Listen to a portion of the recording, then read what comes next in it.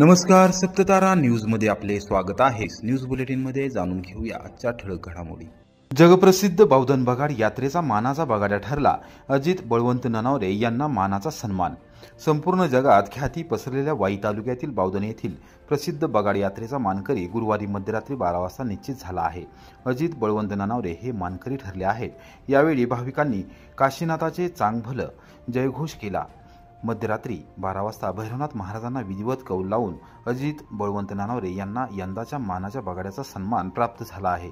अजित बळवंत ननावरे यांनी 2014 साली भाऊ सुनील ननावरे यांच्या विवाह योगासाठी नाथांना नवस केला होता आणि तो नवस पूर्ण झाला। नवस पूर्ण झाल्याने त्यांनी भक्तपूर्वक भैरवनाथ महाराजांच्या बगाड घेण्यासाठी पहिल्यांदाच कौल घेतला आणि यंदाच्या बगाड्याचा मान त्यांना मिळाला।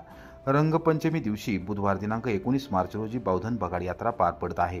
बावधन गावात उत्साहाचे आणि भक्तिमय वातावरण असून सर्वत्र काशीनाथाचे चांगभलेचा जयघोष घुमत आहे। कैलास नांगरे यांच्या आत्महत्येस सरकार जबाबदार।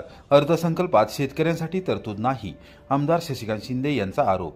महायुती सरकारच्या नाकर्तेपणाला कंटाळून कैलास नांगरे यांनी महायुती सरकारच्या नावाने चिठ्ठी लिहून आत्महत्या केली। ही घटना अत्यंत दुर्दैवी आहे।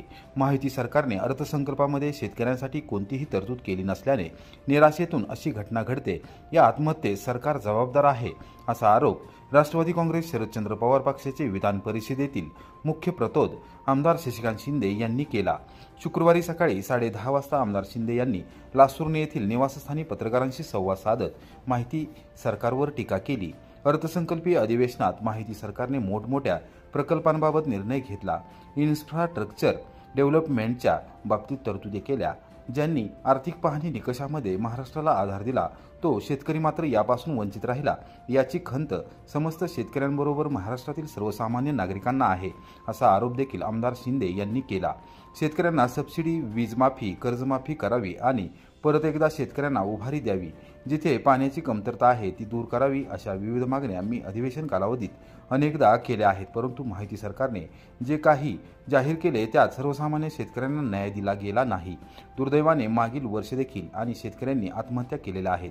कैलास नांगरे यांच्या आत्महत्येची ही घटना सरकारची निष्क्रियता दर्शवणारी आहे असे निदर्शनास आणून देत आमदार शिंदे यांनी कैलासवासी कैलास नांगरे यांना श्रद्धांजली अर्पण केली। अखेर फलटणच्या श्रीराम साखर कारखान्याची निवडणूक राज्य सरकारने पुढे ढकलली।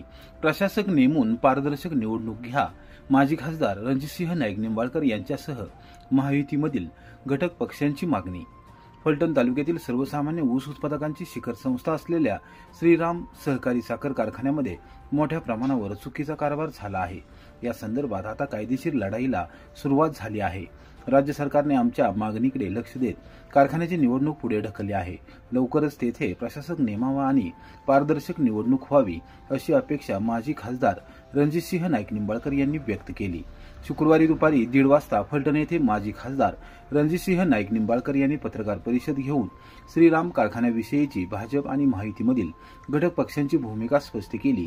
यावेळी आमदार सचिन पाटील, फलटण तालुका राष्ट्रवादी काँग्रेसचे अध्यक्ष श्रीमंत शिवरूप राजे खर्डेकर, प्रल्हादराव साळुंके पाटील, माजी सनदी अधिकारी विश्वासराव भोसले, ॲडव्होकेट निकम यांच्यासह प्रमुख पदाधिकारी यावेळी उपस्थित होते।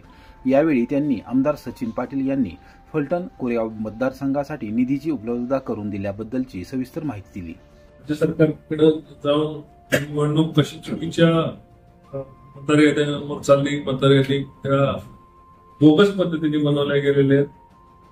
विशिष्ट लोकांना फायदा घेण्याकरता हजारो लोकांना त्या ठिकाणी वंचित ठेवण्याचा घाट जो घातला होता तो उधळण्याकरता त्या ठिकाणी बैठक झाली। आम्ही सर्वच या ठिकाणी व्यासपीठावर असतात सर्वच मंडळी आम्ही त्या ठिकाणी तात्याची बैठकीला उपस्थित होतो। भोसले साहेबांनी त्या संदर्भात हायकोर्टामध्ये एक याचिका दाखल केली आणि याचिका दाखल करून महाराष्ट्र राज्याचे उपमुख्यमंत्री अजितदादा पवार, सहकार मंत्री यांना ही भूमिका निवडणूक पुढे ढकलण्याची घ्यावी ही पटवून देण्यामध्ये यशस्वी झाले। निवडणूक राज्य सरकारने पुढे ढकलली। आता कायद्याची लढाई चालू झालेली आहे। कोर्टामध्ये असं ही लढाई चालणार आहे। कोर्टामध्ये त्याला ही लढाई आतापर्यंत अशा प्रकारची निवडणूक पुढे ढकलल्यानंतर 2 वर्ष आधी मतदारांच्या नोंदी घ्याव्या लागतात. अशा प्रकारची लढाई ही पहिलीच असणार आहे, कारण कायद्यानुसार जर मतदानाचा अधिकार वारसांना घ्यायचा असेल तर 2 वर्ष 23 पूर्वीच त्यांना त्या मतदानामध्ये समावेश करून घेण्याची जबाबदारी कारखान्याची होती. ती श्रीराम कारखान्याच्या संचालक मंडळाने, चेअरमननी आणि त्यांचे कर्ते करिवते या तिन्ही बंधूंनी पाळली नाही. त्यामुळं वारस जे मतदानापासून जे मयत झालेले त्याच्या मुली मतदानापासून वंचित राहतील, याच्यासाठी ही लढाई वंचित राहू नये म्हणून ही लढाई चालू केली. ही लढाई कोर्टात चालणार आहे आणि कोर्टातली लढाई हे निष्फळ लढाई. शेवटी अशा प्रकारचं हे उदाहरण किती टिकतंय, काय होतंय हे याची आम्हाला माहिती नाही. भोसले साहेबांच्या याचिकेनंतर राज्य सरकारने त्याचं गांभीर्य घेऊन निवडणूक पूर्ण केली. आता सोमवारपासून याच्यावर न्यायालयामध्ये लढाई चालू होणार आहे आणि निवडणूक कालावधी संपला असल्यामुळं त्याच्यावर प्रशासकाची नोंद ही ऑटोमॅटिक पद्धतीने होईल अशी आमची अपेक्षा आहे. किंवा मग त्या संदर्भात राज्य सरकार त्याच्या प्रशासकाची नोंद करेल. याची लढाई प्रशासक नेमण्याची लढाई हे भोसले साहेब, निकम साहेब दोन्ही मिळून पुढे मिळून लढतील. प्रशासक नेमून ट्रान्सपरन्सी पद्धतीने म्हणजे पारदर्शक पद्धतीने निवडणूक व्हावी ही सगळ्या सभासदांची इच्छा आहे. पश्चिम महाराष्ट्रातील भाविकांना आणि प्रवाशांना दिलासा. गोवा एक्सप्रेस आता जेजुरीला थांबणार तर सह्याद्री एक्सप्रेस मुंबईपर्यंत धावणार. पश्चिम महाराष्ट्रातील रेल्वे प्रवासी आणि भाविकांसाठी मोठी गुड न्यूज समोर आली आहे. वास्को दी गामा हजरत निजामुद्दीन गोवा एक्सप्रेसला आता श्री क्षेत्र जेजुरी येथे थांबा दिला जाणार आहे. त्याचबरोबर एप्रिल महिन्यापासून कोल्हापूर मुंबई सह्याद्री एक्सप्रेस पुणेऐवजी मुंबईपर्यंत धावणार आहे. मध्य रेल्वेचे व्यवस्थापक धर्मवीर मीना आणि पुणे विभागीय व्यवस्थापक राजेश कुमार वर्मा यांची रेल्वे प्रवासी संघटनेने शुक्रवारी सकाळी 11 वाजता मध्य रेल्वेच्या पुणे कार्यालयात भेट घेतली व चर्चा केली. त्यावेळी त्यांनी प्रशासनाच्या वतीने दोन्ही निर्णय लवकरच घेतले जाणार असल्याचे सांगितले. गोव्यातील वास्को दी गामा ते हजरत निजामुद्दीन दिल्ली दरम्यान दररोज धावणारी गोवा एक्सप्रेस आता पुणे जिल्ह्यातील जेजुरी रेल्वे स्थानकावर थांबा घेणार आहे.